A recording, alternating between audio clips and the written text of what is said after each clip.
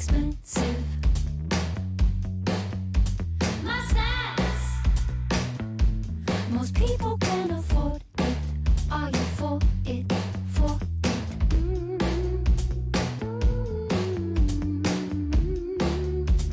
No cow. This aura is expensive. My snacks, most people can afford it. Are you for it? For it?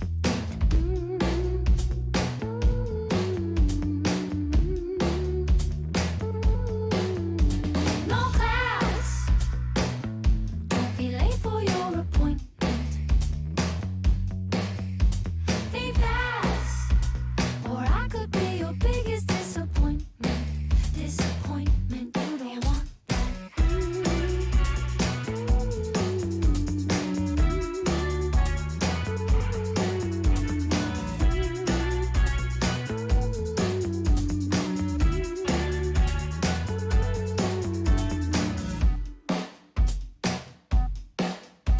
Low key, do I make you unsure? So sweet, but maybe I'm a monster, monster, imposter.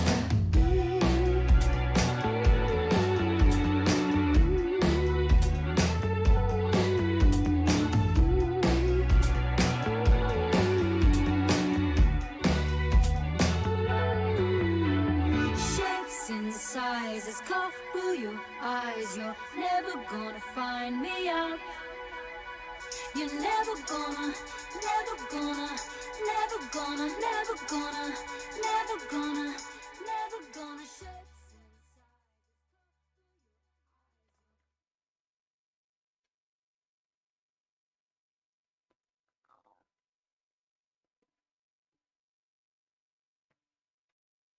It's possible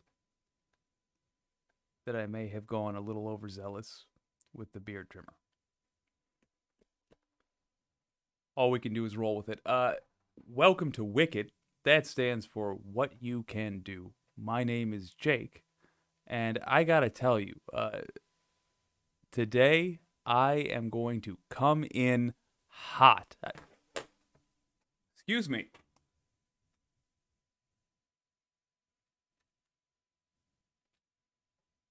Have a good day.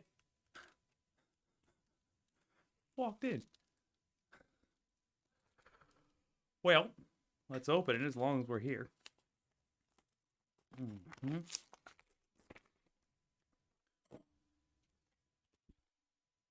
Oh. Apparently this mustache legally obligates me to participate in a 1970s pornography film. Well, looks like your old pal Jake's gonna make some money. Key grip? There's 178 people who would have loved to see... Oh, well. Anyway, it's gonna be a fascinating Tuesday.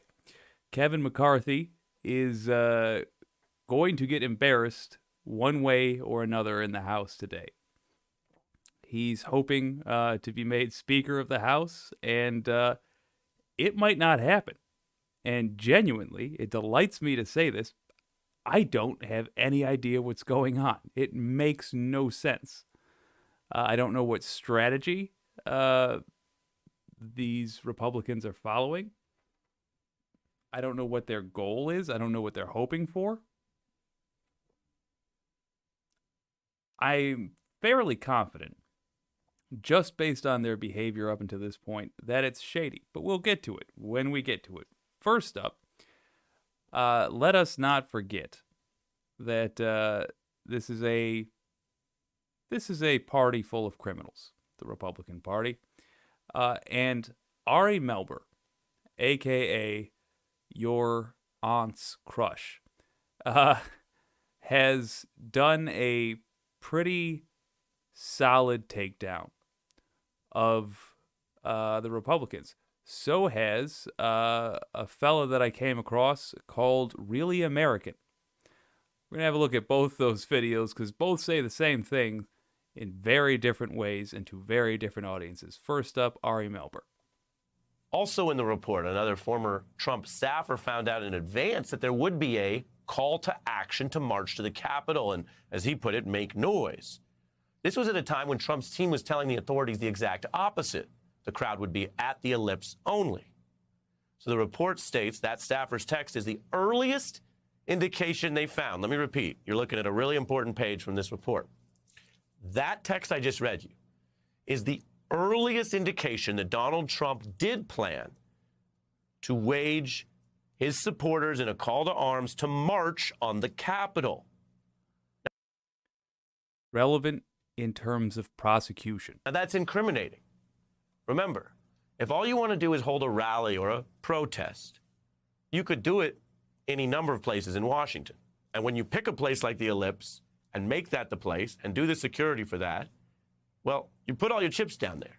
When you have a secret plan to go to the Capitol, any prosecutor looks at that and says, if you were just going to gather outside peacefully, why keep it a secret? You could have publicized that for weeks. Make sure everybody knows where they're going. No, it is incriminating. And then you add the other evidence in the report. The FBI found an online post that said it's not a rally. It's a final stand with people ready to die. Don't be surprised if we take the Capitol building. You'll note the document is not fully released because of security concerns. These are pieces of evidence that can help prosecutors prove intent, which is a required element for every crime that Congressman Raskin cited in that referral. The fourth and final statute, anyone who incites, assists, or engages in insurrection against the United States of America, and anyone who gives aid or comfort to an insurrection. Aid or comfort to an insurrection. Translation: you don't have to necessarily prove that someone was proactively planning this for months, but you do need to prove that they intended, in a very legal sense, to aid, comfort, or otherwise support the actual insurrection. It is a high bar, but there's a lot of evidence that is being built up for that bar. Now, when do these conspiracies begin? I'll tell you, the committee's evidence makes a strong case that they long predate the January 6th period or the couple days run-up or even the announcement of a January 6th rally. That's bad for Trump, again, if it shows a long-standing plot by hook or by crook or with a team of crooks to steal the election. This is also different than the public understanding. Remember the morning of January 6th, 2021. Okay, tell us, Ari. Outside of Trump's circle, people didn't view that day as the dangerous culmination of a looming criminal plot. Intelligence services largely didn't. The Capitol Police obviously did not. The National Guard, in the main, didn't view it that way. Even Trump's most ardent critics didn't wake up that day bracing for the nature of the very sophisticated and effective attack that did delay the certification because of the reasons I just told you that this report documents in far more voluminous detail than we had. This stuff was secret. Also recall the detail the Jan 6 committee showed in the organization of breaking into the Capitol building. It was not just that the crowd got in. It was that the Proud Boys were at the front of the crowd and were intending to be at the front of the crowd, doing the dirtiest of the dirty work, leading them to weak points that had been scouted out beforehand. So they knew they would have a crowd full of people that weren't in on the details, but were merely riled up. And the Proud Boys, was it the Oath Keepers? I believe it was the Oath Keepers. Now I have to go back and look. One of the many terrorist groups that supports Donald Trump, MAGA, and the Republican Party literally led the charge into our nation's capital. It was organized. The filmmaker that was with them had evidence that he presented to suggest they were in contact with people in the White House. The lack of hustle on this investigation in and of itself ought to be a crime that ought to be investigated. I'm talking Merrick Garland under investigation for his failure. Even at the end of that terrible day, people didn't know what's in the new report, now revealed that the plots extended after the attack. Trump tried to join the crime in progress, kept his motorcade on hand in case he couldn't go later. And that's, again, according to his own staff and protectors. His driver and a Secret Service agent testifying under oath that within 30 seconds of getting to the vehicle after the ellipse speech, the president asked if he could go to the Capitol. And remember, presidents are ordering people when they tell subordinates what they want. The motorcade didn't even disband on arriving at the White House as usual, the report noting instead the motorcade was instructed to stand by in case the move to the Capitol happened. So, in plain English, Trump tried to join the crime in progress, broke protocol to keep the option open because he still wanted to go back to the literal crime scene. And then if that wasn't enough, after the attack and the violence, the report details that while Trump watched the carnage on TV at the White House and then finally was pushed into telling the rioters to go home, he and Giuliani continued to seek to delay the joint session of Congress. Ooh. I told you I had highlights for you. That's a huge one. Think about that.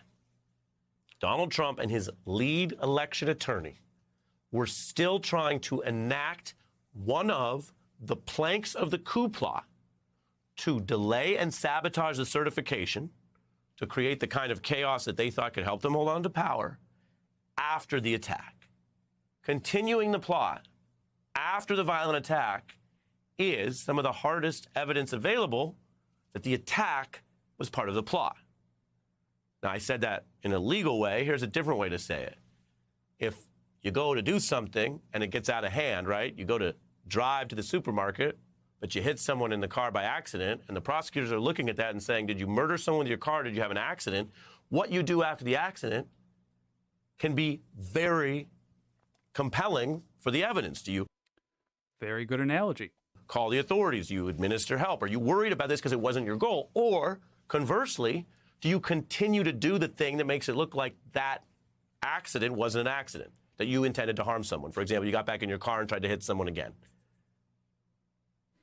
They were continuing to try to sabotage the certification after the day of the 6th. That's in the report, and that's one of the crimes that's recommended for referral. All of this unseen and unknown to the general public, the committee emphasizes, and that element of surprise was key because the report notes it might have worked. If enough state of... Oh. He looks how I feel. And I look how a meth head feels, but still, okay, I accidentally froze it on the exact face. That's how I feel every time I see that Donald Trump is a free man. That is exactly how I feel. Officials had gone along. It might have worked. You see it right there. That was the coup plan. Steal the election, even potentially without a physical attack. So the Trump team did think they had to have some level of extreme action, whether you call that rushing the Capitol or threatening Mike Pence, which the president, of course, did in public, or surrounding it in a way to obstruct or delay the certification. That itself, again, is a crime, even if you don't charge them on insurrection. Now, if you're thinking that these other, say, nonviolent crimes or bloodless coup parts are not what's gotten the most attention, and if that sounds so important, why haven't we heard more about it? Again, that's partly by design. That's why I think the committee did a good job in the report of laying out the stuff that's not quite as headline grabbing. Why haven't we heard more about this? Well, here's why. Welcome to Fight Club. Ooh, don't get me in trouble. The first rule of Fight Club is you do not talk speak about over Fight Club. The movie clip Second rule of that Fight he's Club using in his is report. you do not talk about Fight Club. And that you don't get copyrighted. The first rule of Coup Club is you don't talk about it, like any secret endeavor that could fall apart even if just exposed. The report shows that Trump's plan to go to the Capitol, which I've emphasized to you tonight in the quotes I've read, it had to stay secret because It wasn't just a plan to show up at the Capitol. Again, if the plan was just to show up, wave, give one more speech, and then walk away, why would that need to be a secret? No. What is compelling about this, what makes it look guilty, is that it was not just legal. It was a secret plan to advance a criminal plot. There you go. And then to fake a contested election, try to force it to the House vote, as we've explained, that mishugas, to use a legal term of art. Now, the report shows Coup Club kept the endgame secret. Most Trump fans who risked it all to storm the Capitol did not know about the nature of the way they wanted to stage a contested election or use voter fraud and elector fraud to claim it was contested and then try to have a House vote. So the committee refers these folks for indictment on the idea that if there are no consequences for the people on your screen, whether they were president or not, whether they were in the DOJ or not, like Mr. Clark, whether they're lawyers or not, like Mr. Eastman and Giuliani, whatever they once were, they are citizens today. They are human beings in our society. No and if reason they don't face any consequences whatsoever, none of them, then Team Coup might learn the lesson that, sure, there were some consequences. I don't want to minimize them because those prosecutions are real. We've reported on them. The sedition trial is a big deal. But what I am telling you here is the bloodless part of the coup, if they learn that maybe that's not a big deal because this time it failed, but nobody on that screen went to jail, then that risks turning the failed coup into a practice session. Okay, so I don't want to go too hard on him because, one, he's on live TV. It's really hard to get details 100% on anything. And broadly, I think he's right on it. Basically, we are showing Republicans right now what they can and cannot get away with. And so far, they have no reason to believe that the law applies to them. Where I disagree slightly, it is not just these people. And I understand why he's using the term bloodless coup to refer to those fellows. But at the end of the day, even if you were to delete all of the January 6th committee's findings from the record, you still have the fact that Trump was saying the election was rigged before the election even got going. He said every election he was in was rigged, including the one he won. That was his explanation for how he didn't win the popular vote, which he contradictorily says that he did win. But the reason he didn't win was because it was rigged. That's what he said. Insane. He bears responsibility. But I don't want to go too hard on Ari because he's nailing it here.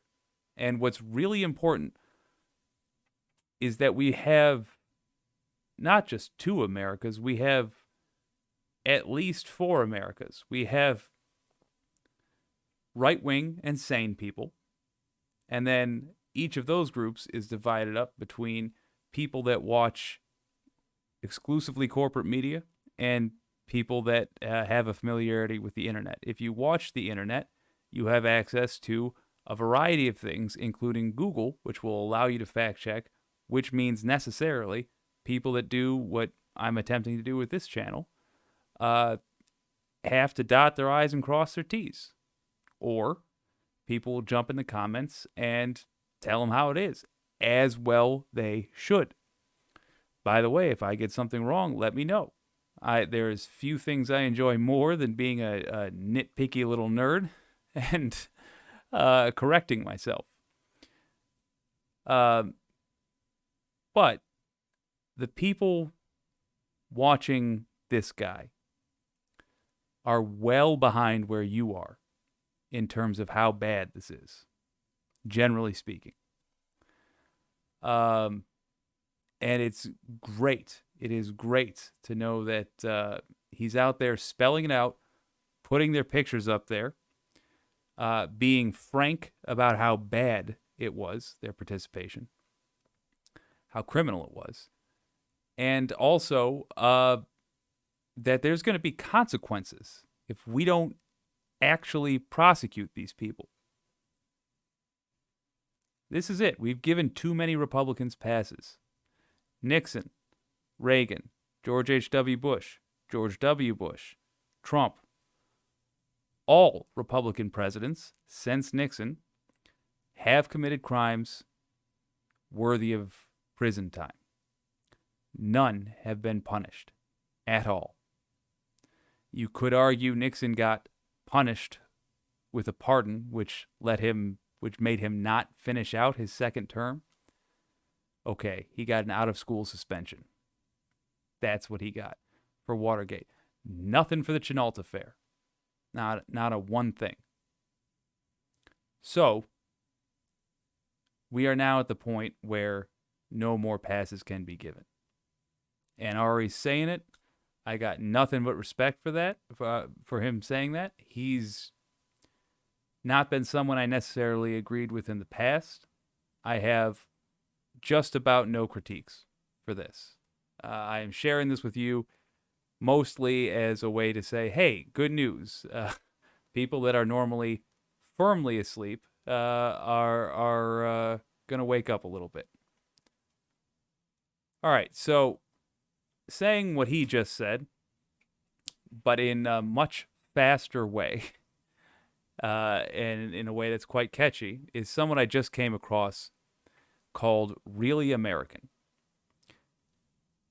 We can watch the entirety of his video in the length of time that I took to give an intro to it, so let's just do it. That he did hold foreign bank accounts. Hunter Biden has a Chinese bank account? What did you say? Oh, sorry, that was fuckface. The stupid Washington Post. As the state and federal charges stack up, Tiny Fingers lawyers are busier than Nick Cannon on Father's Day. But the question is, can America stomach putting a former president in federal prison? Well, I'm not a crook. Or maybe the bigger question is, can we afford to let him hang around like a beer fart in a service elevator? That's a good one. Trump stole top secret documents and attempted a third world style coup. I think it's time to hear from someone stupid. I don't have any proof of this. Letting him walk is like saying Jeffrey Dahmer's crime was chewing with his mouth open. They called me a liar. Trump funded his empire in the backing of Russian oligarchs. He paid no taxes, and while president, had a checking account in China. China. We have young black men in prison for simply smoking a joint, while this sociopath talks about arresting journalists. They're telling us he's a criminal. Okay. Hunter Biden's junk may have been on his laptop, but the real penis belongs in Leavenworth. Goddamn right. Who's with me? Winning. Okay, so, all roads lead to Rome, I suppose. Very different method of delivery there. Kind of a drive time shock jock DJ style. But you know what? When you're right, you're right. Now, I'm not familiar with beer farts, but if they're anything like whiskey vomits, then that's an accurate description. Absolutely nailed it. And let us not forget, the entirety of this administration was scum. Here's Hope Hicks on Twitter. Her post-Jan 6 texts. All of us who didn't have jobs lined up will be perpetually unemployed. I'm so mad and upset. We all look like domestic terrorists now. This made us unemployable, untouchable. God, I'm so mad.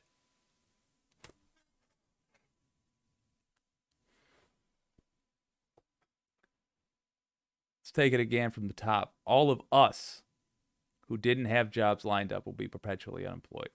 A complaint about how Jan 6 affected her. I'm so mad and upset. We all look like domestic terrorists now. First of all, because you are. Second of all, again, a complaint about how that day affected her. 7 dead. This made us unemployable, untouchable. God, I'm so mad. I'm so sorry, Hope Hicks, that January 6th was hard for you. It made it a little bit harder for you to get a job. Maybe if you were not a servant of a fascist regime, maybe it wouldn't be so bad. But you were. I have no sympathy for you. And I tell this to you, dear audience, simply so that you remember, just because she's got a movie star smile over there, doesn't mean she isn't a bastard. She is. Everyone in that administration is either guilty of a crime directly, or they are guilty of failing to report a crime. Not a one of them should be able to leave their house without just getting booed like their neighbors every time they see him. Just boo, boo. F you, Hope Hicks, boo. Walking through the grocery store, I'm shocked they're not just pelted with cabbages and people saying like, I'll pay for this, I'll pay for that. Oh, I'll pay for this one. Don't worry, I'll pay for this. Store manager just going, no charge, no charge. Yeah, it's fine, no charge, no charge, yeah. Here, take a few more. These are rotten. So that should be the treatment they get anywhere in America. Anywhere on earth, they should walk into prison to say, I just need a break from the cabbages. That's the treatment these people ought to have. That's how despicable they are. Probably time for a palate cleanser. As long as we're on the topic of Twitter, let me switch over here for a moment. Yeah, talking about Twitter. Well, wouldn't you know it? Elon Musk is having a real rough time. A recent video came out, I believe from TYT or maybe Ring of Fire. We're not viewing that just yet, obviously. But explaining that, it was TYT. But anyway, explaining that the perception of him is down across the board. Is he a rich guy? Is he a smart guy? Is he an innovator? All down. But that is just a bunch of people's opinions. That doesn't really affect him. It's not like Tesla's quarterly earnings are down. Oh, wait. Tesla Incorporated on Monday fell short of Wall Street estimates for fourth quarter electric vehicle deliveries, slammed by lingering logistics problems and slowing demand amid rising interest rates and recession fears. Hold up, we're coming to a but. The world's most valuable automaker delivered 405,000 vehicles in the last 3 months of the year, compared with Wall Street expectations of 431,000 vehicles, according to Refinitiv data. The company had delivered 308,000 vehicles in the same period a year earlier. Okay, so there's the but. It's still technically growth for the company, except so much of Elon Musk's value is simply the stock he owns in his companies, which are simply a bunch of rich guys' perceptions of how much those companies are worth. Wall Street had an expectation that Tesla would be moving 431,000 vehicles. And instead, they moved 405,000 vehicles. If you thought his financial woes were bad, he dropped from number one richest guy in the world to number two. Oh, get ready. Because he just lost a significant amount of perceived value, which is, as we keep finding out in all kinds of ways, really his only value. Delightful. As the kids say 2 years ago, you love to see it. Oh. So, main story of the day. that'll be Mr. Kevin McCarthy. He has wanted to be Speaker of the House so bad for so long.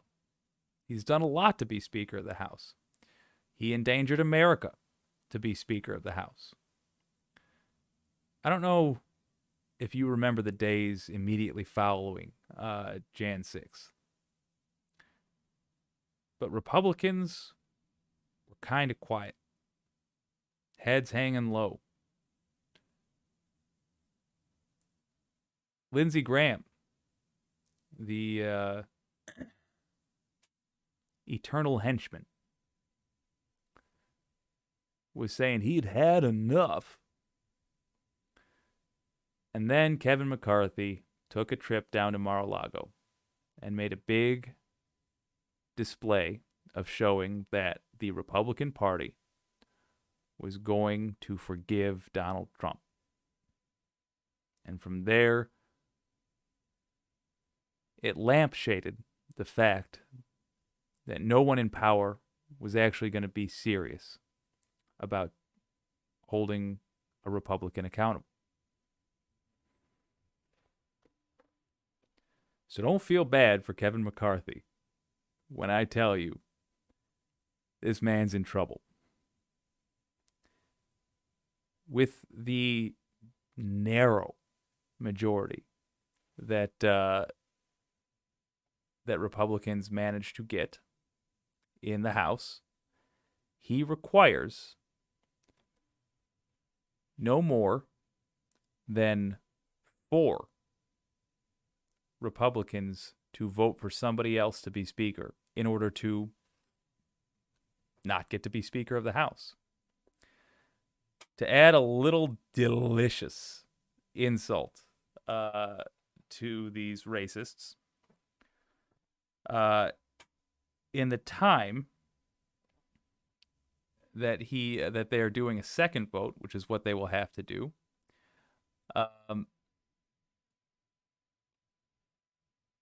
a black woman will be in charge of the House. Her name is Cheryl Johnson. It'll be the first time ever that that's happened. So making a little history for people of color, and also making the Republican Party look like clowns. That vote is today. Let's see what Ali Velshi has to say about that. We're just hours away from Republicans taking control of the House of Representatives, and tonight, Kevin McCarthy might just be the most nervous man in Washington. You see, McCarthy really wants to be Speaker of the House. It has been his singular focus in Washington for years, and that drive is the reason behind his deal with the devil that he made with Donald Trump. McCarthy has spent years placating Trump and enabling his worst behavior in exchange for Trump's support and the support of his hardline allies in Congress for his eventual speakership. It's why McCarthy went from saying this in the days after January 6th. The president bears responsibility for Wednesday's attack on Congress by mob rioters. He should have immediately denounced the mob when he saw what was unfolding. These facts require immediate action by President Trump. Accept his share of responsibility, quell the brewing unrest, and ensure President-elect Biden is able to successfully begin his term. He went from saying that to going down to Mar-a-Lago 2 weeks later to kiss Trump's ring and to... Yeah, wait a minute. That is Lauren Boebert, and while Trump is getting chewed out, even she is not doing her normal kicking her feet and having a toddler temper tantrum. That's hilarious. Went from saying that to going down to Mar-a-Lago 2 weeks later to kiss Trump's ring and to beg his forgiveness. So now McCarthy's time is finally here. Tomorrow, the House convenes and the speakership vote takes place. And it looks like some of Trump's most fervent supporters in Congress might now throw Kevin McCarthy under the bus anyway. You see, because of the Republicans' surprisingly thin majority in the House, McCarthy can only afford 4 Republican defectors during tomorrow's vote. And Reporting indicates there may be anywhere from 5 to 10 so-called Never Kevin MAGA congressmen who are not currently supporting McCarthy, including. It's petty, but so am I, and I gotta say it. How come Matt Gaetz always looks like a cartoon villain? Like, not an anime villain. He looks like the kind of villain that tries to do genuinely evil stuff, but is like constantly thwarted by the Smurfs or like Shaggy and Scooby, like harmless heroes, little kid heroes.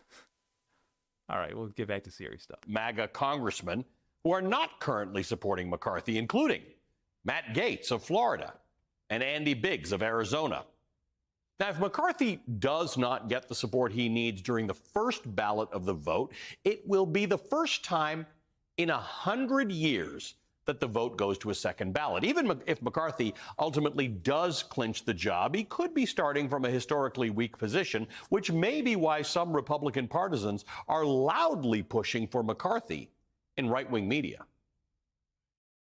I think the Republican Party right now is in the greatest danger of meltdown that it's been since 1964. I thought at least do they have it up there? Yeah, that's Newt Gingrich. F that guy. You want to know where MAGA got its start? Right up there. In the early 90s, this SOB is the person that got Republicans going down the trail of insanity that they have followed my whole life. The Clinton impeachment, which was essentially over nothing. He lied under oath about a beach he got.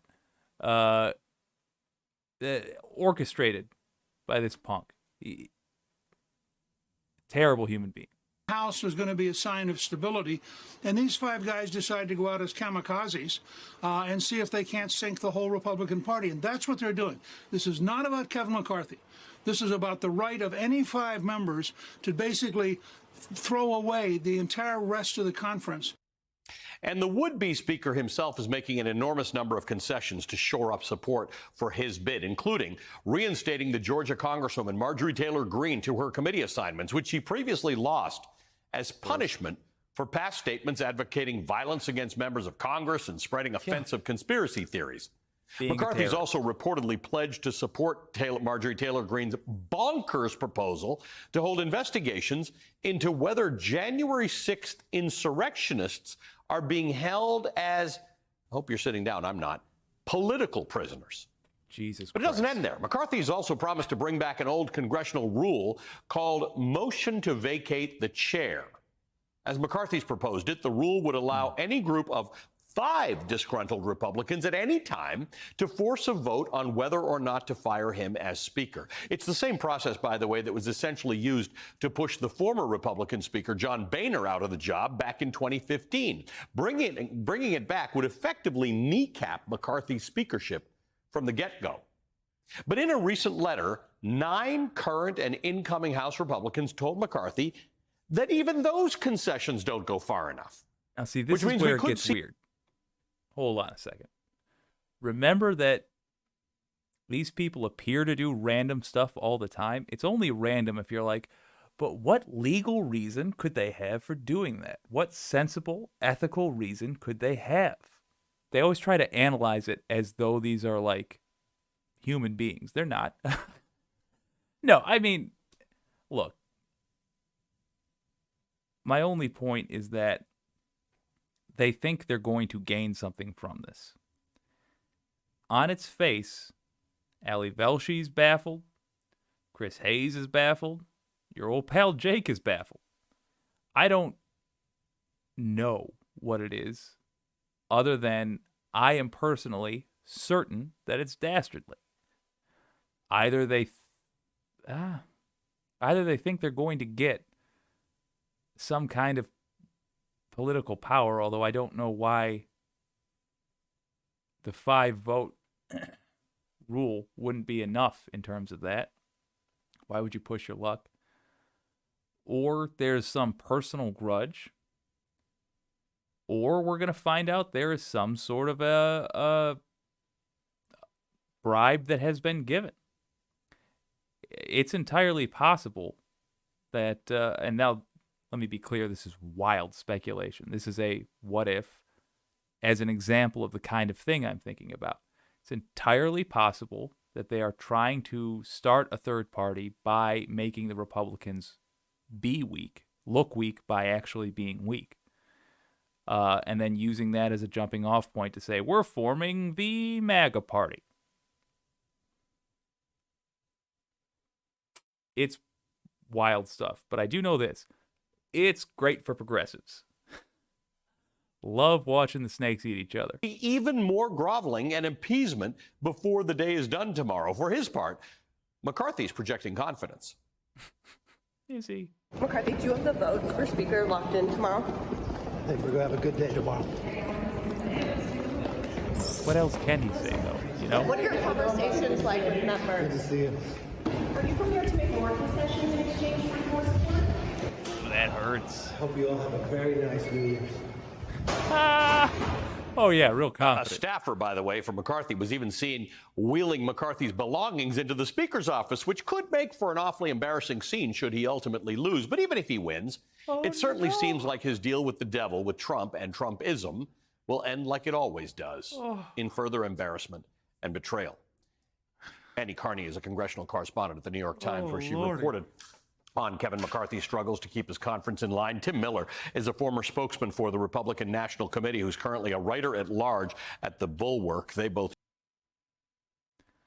Buddy, you are on national television, and you chose to wear a shirt partially unbuttoned and a, what is that, like a conch shell necklace?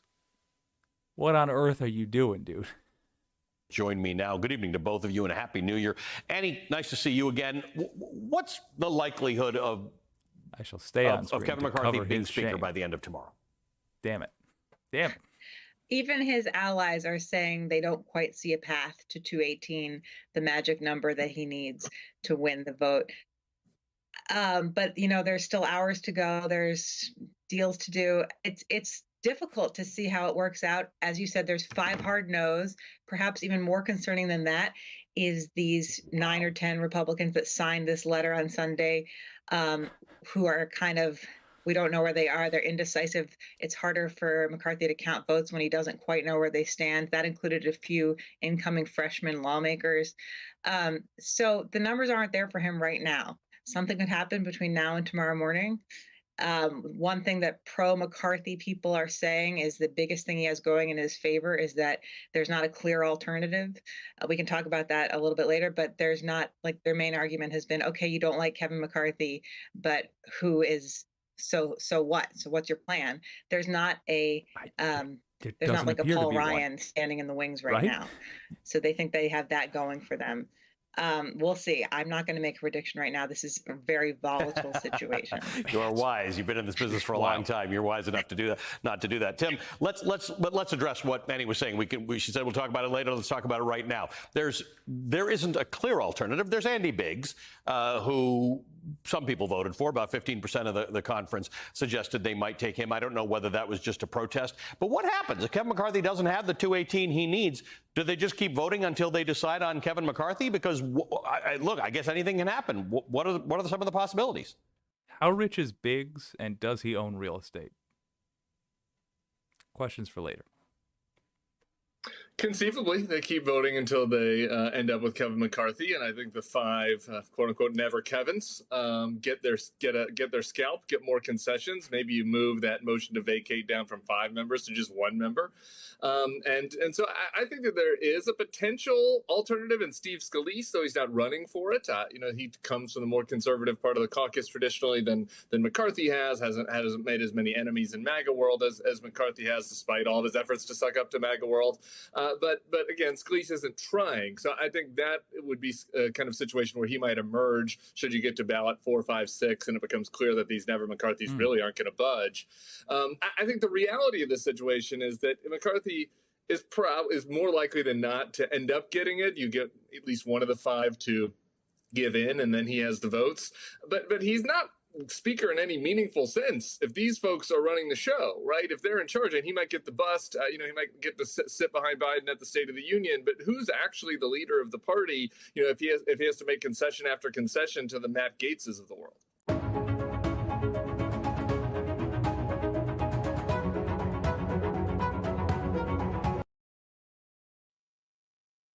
I mean, the chaos is amazing. Truly. I really can't offer you in good conscience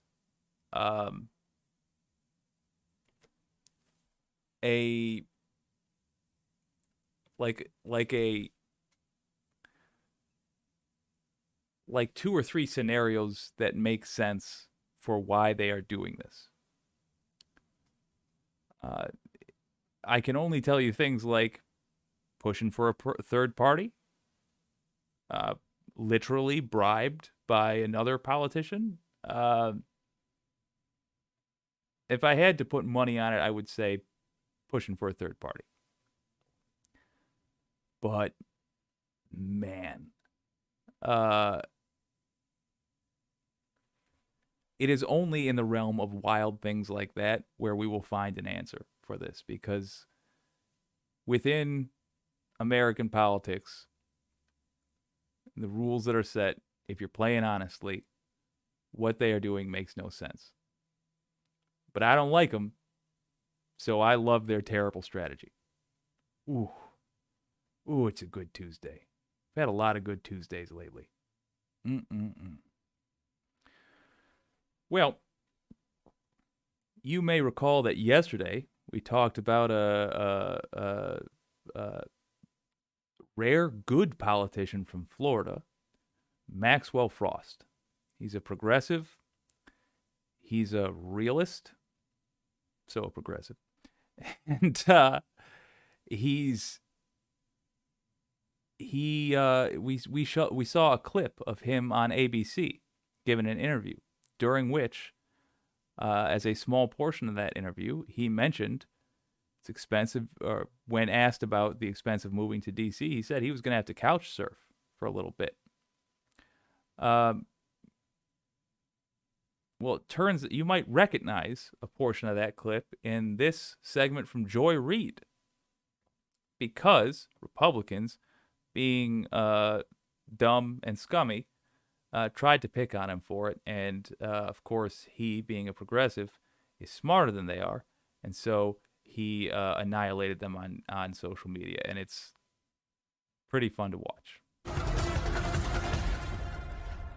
When you were running, you had to do some Uber work, right? You worked as an Uber driver because you needed to live while you were also running for Congress. What's it going to be like up here? I mean, this is not cheap. Do you have to? Yeah. I mean, it's not cheap. I'm dealing with it right now, getting denied from apartments, trying to figure out where to live because I have bad credit. Probably just going to have to couch surf for a little bit. That was Representative-elect Maxwell Alejandro Frost of Florida, the first member of Gen Z elected to Congress, on struggling to find an apartment for many reasons, including available housing inventory and credit. Nothing unusual for the average 25-year-old in America. And while being a congressman-elect is not exactly average, that situation should be something that a lot of people can relate to, with the country in the midst of an affordable housing crisis that's hitting young Americans particularly hard. Nearly 1/3 of Gen Z is still living with their parents.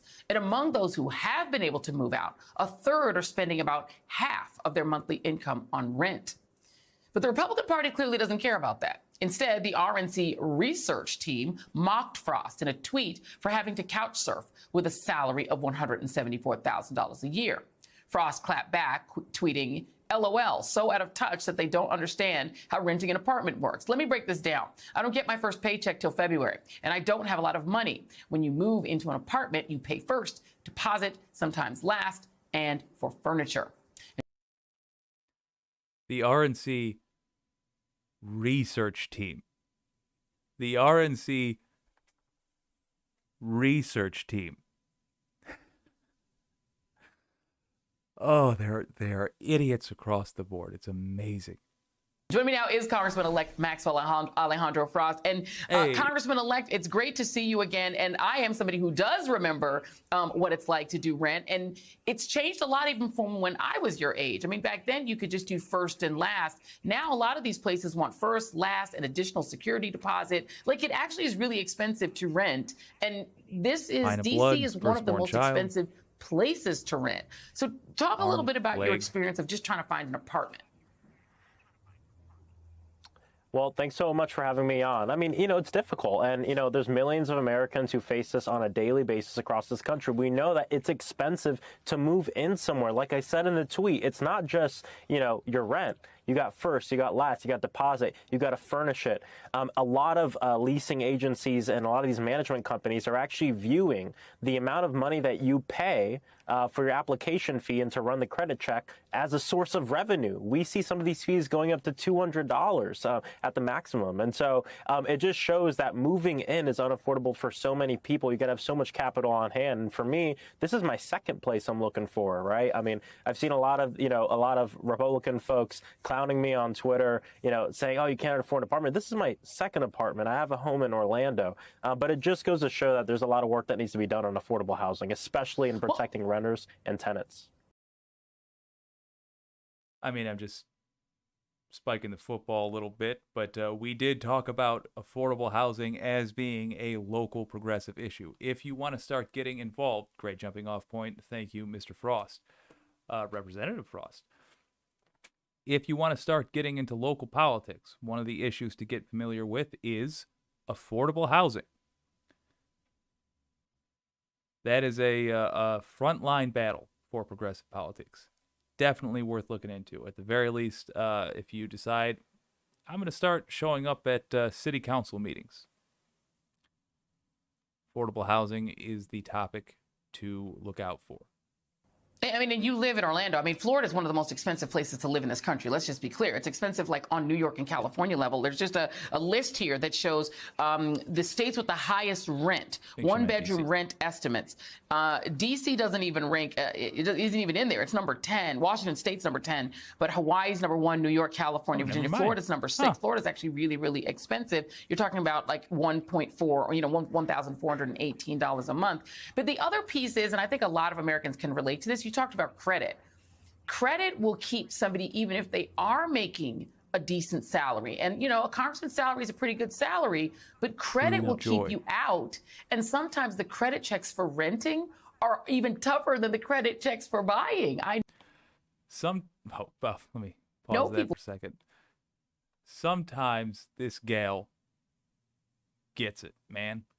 I didn't like her in the early days, believe it or not, but as she got her own show and has grown and I think has gotten more sway in the studio where she works, I've been liking her takes more and more and more. Yes, credit. You want to talk about keeping the poor poor? That's way number one to do it. Prevent them from accessing things simply based on the fact that they haven't had money before. In that situation who are your age.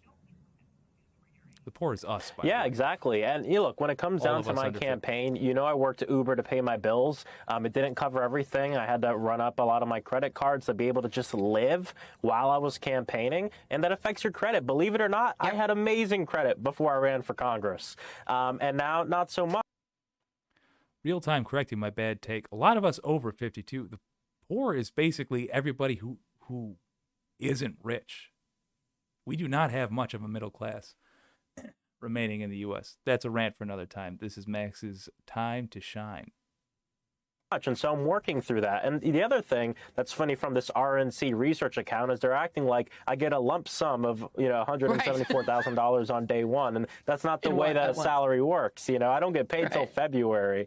And, the whole point of me bringing this up is it shows that, look, the entry point to the seat of power determines who gets to that seat of power. And if that entry point filters out working class and poor Americans, then we shouldn't be surprised on why we don't have as many working class people represented in our government. And I'm so glad that you ran and won, because you're going to represent so many people who are going through the same thing, and they can relate to you because you're telling your story in a very open way. So I appreciate you doing that. I would be remiss if I had you on from Florida and didn't ask you about your governor. He is now using the resources of the state when he could be fixing the insurance crisis in that state and the affordability crisis in that state. He's investigating a holiday drag show in my former county, in Broward County. That's what he's doing with his resources, and threatening that people who take children to a drag show with them can have the kids, have an intervention from Child Protective Services. What in the world is going on in your state? That's a big question, Joy. They have a few hours. No, I'll tell you this.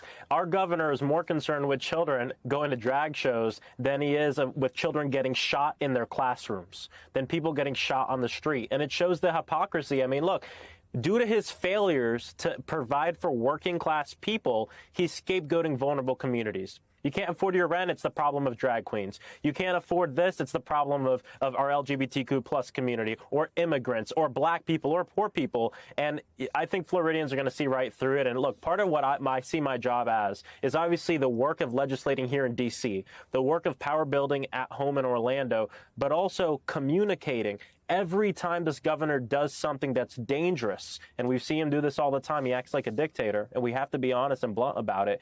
We have to tell people how that's going to harm folks. And so he's using these resources that our state has to criminalize drag shows, but not criminalize and ensuring that, folks can live in their cities without the fear of gun violence. Absolutely correct. Absolutely correct.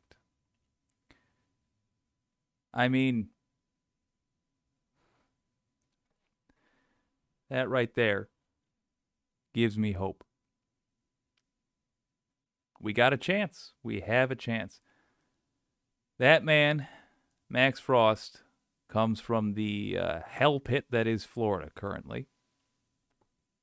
I was worried that all Floridians had drank the Kool-Aid, but no. There's a wonderful politician right there, elected by Floridians to represent them. Florida, you ought to be proud of yourselves for that. Well done.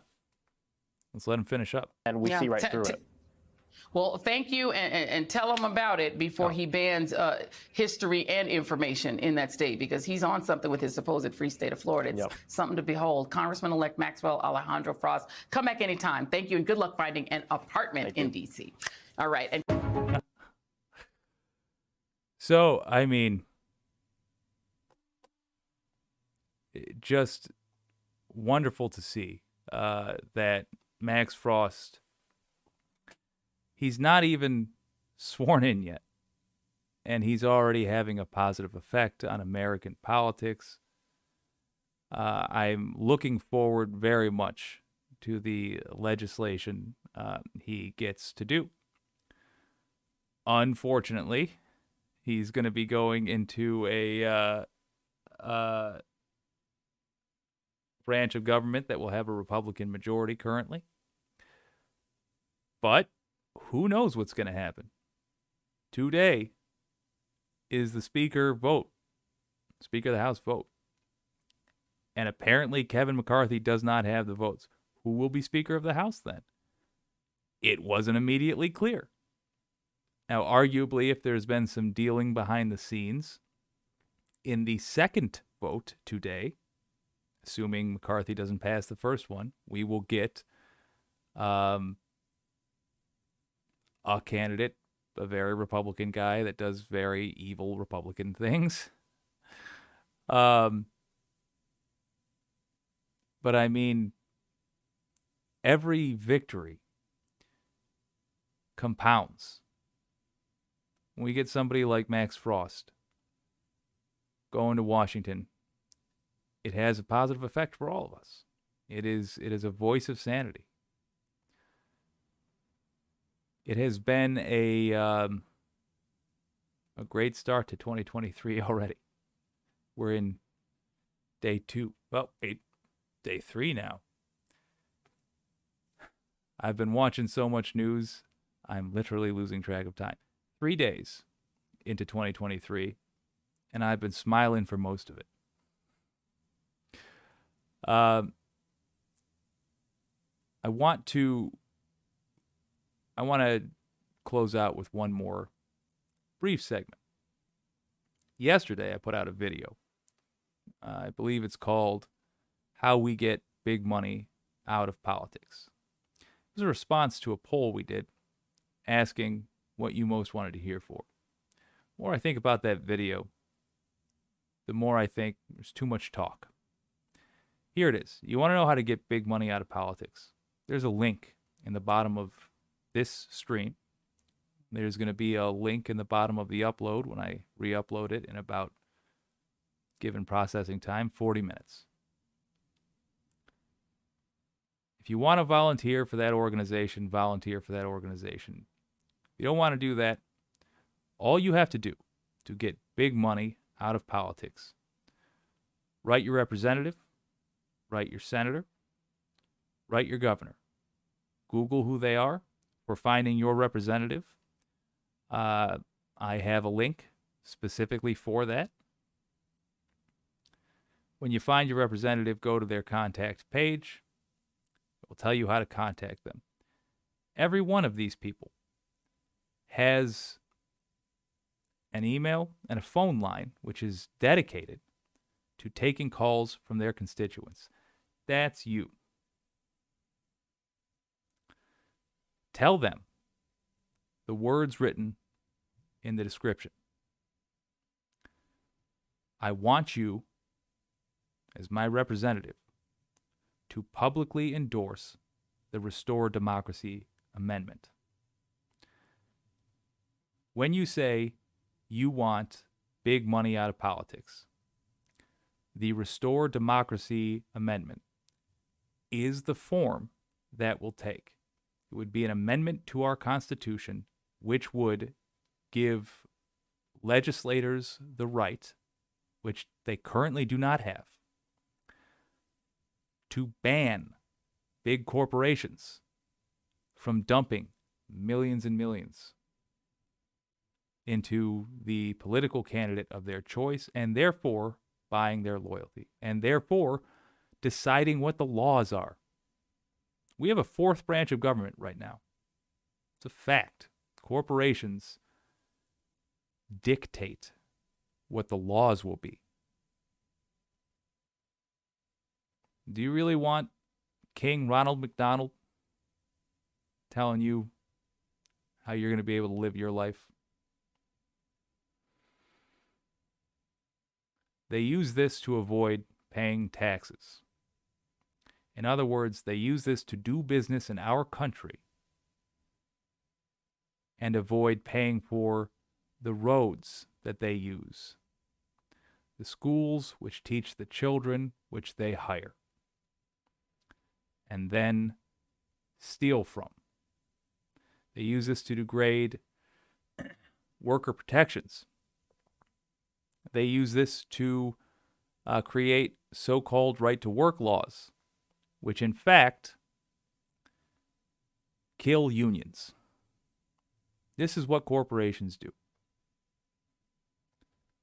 They use this to turn politicians, which are supposed to be your voice, into puppets. If you want this to end, if you want this madness to stop, use the link. Contact your representative. It'll make you feel good just to write one email and know that one politician must read it. It's their job to read it. You cannot simply say, I want big money out of politics. You can throw that in there if you want. Get your meaning crystal clear, certainly. But you have to show them that you expect specific action. That specific action has been worked on, has been refined and thought through by a group called Citizens Take Action. I've looked into them. They check out. This amendment would be the form getting big money out of politics would take. So we need to get it passed. In the video I did yesterday, I did show that this is not simply a progressive desire. This is, in fact, a desire by everybody in America, by and large, every voting bloc in America, except, of course, the billionaire voting bloc. But fuck 'em. Contact your representative. Contact your senator. Contact your governor. These people all rely on your vote. Now, if this is going to work, we need millions of people in America to do it. Bernie Sanders just released a video talking about how no real change came from the top down in the U.S. It's always come from the grassroots, bottom up, millions of people. It sounds daunting. Let's count to 1 million together. 1. That's you. Write the email. The line's written for you already. Copy it, paste it. I'll be 2. And if we're lucky, a couple other people watching this video will be 3 and 4. And if we get a few politicians talking about this amendment publicly, it's going to snowball, folks. We can do this. We have the power. We have the ability. If you're listening to this stream, you're taking the time to inform yourself, you have the will. So write the email.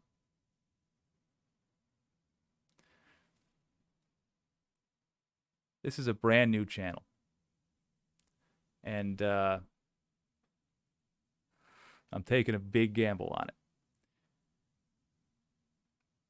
We passed 100 subscribers on January 1st.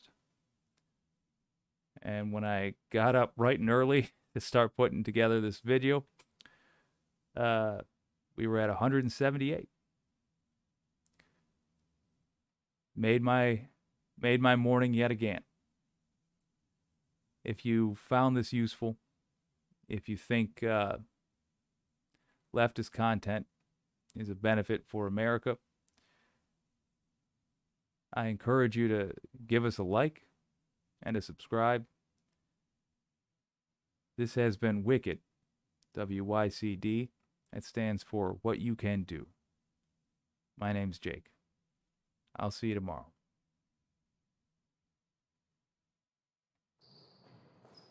You can tell that I make it look easy. It's a cheat code. It's a free throw. If it's so illegal, you can tell that I make it look easy. It's a cheat code. It's a free throw. If it's so illegal, yeah. The game is strategic, I'm bobbing and weaving. Don't argue with demons, okay? Ain't nothing between us, vacation on Venus. I mean it, I'm somewhere you ain't, okay? I feel like I'm Jordan when I turn the mic on a dangerous cycle. I make you a rival, I pray for the title. We making the finals, I pray we don't spiral, I pray we don't. I wrote out the vision, been focusing winning. Don't try to guess me, you know that we